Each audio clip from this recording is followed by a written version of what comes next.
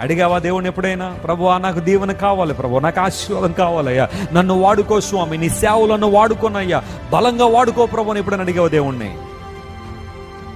నేను సేవలోనికి పిలువబడిన తర్వాత వాస్తవానికి సేవ చేయకూడదు అనుకున్న నన్ను ఈరోజు దేవుడి సేవలో నిలబెట్టాడు అంటే ఆయన కృప తప్ప మరొకటి కాదు.